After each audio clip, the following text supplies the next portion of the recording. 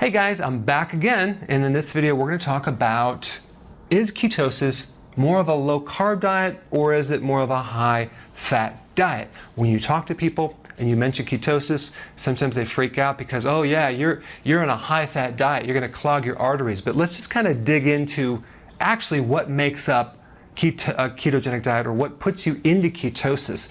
It's not the high fat. If you just went on a high-fat diet, you wouldn't necessarily get into ketosis. It's the low carbohydrate.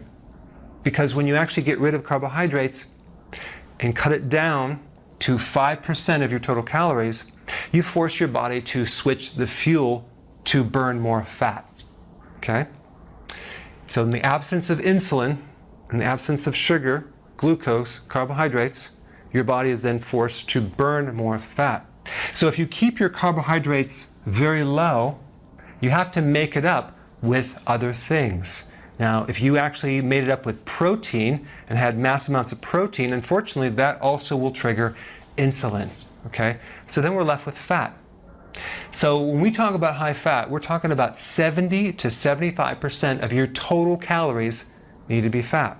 Now, before you freak out, let's just talk about what that is, because it's not that much, really. So let's just take an average of 1,800 calories. Let's say you're on an eating plan that roughly is about 1,800 calories per day, okay?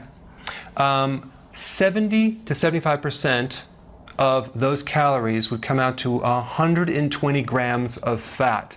If we divide it by 3, we get 40 grams of fat per meal. All right, now, what does that come out to? Is that a lot?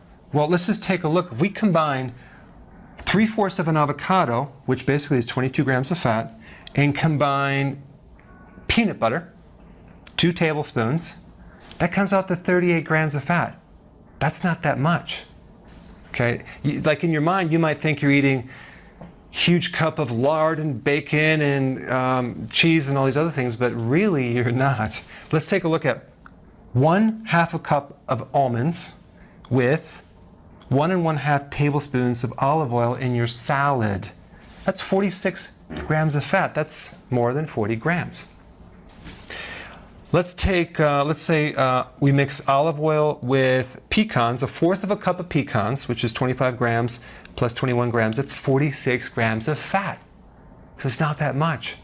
So really, 70 to 75% of your total calories being fat grams is actually not as much as you think, okay? So I just wanted to point this out just to give you some reality and some relative value of what you're dealing with. But the key is keeping the carbs low. All right? Thanks for watching.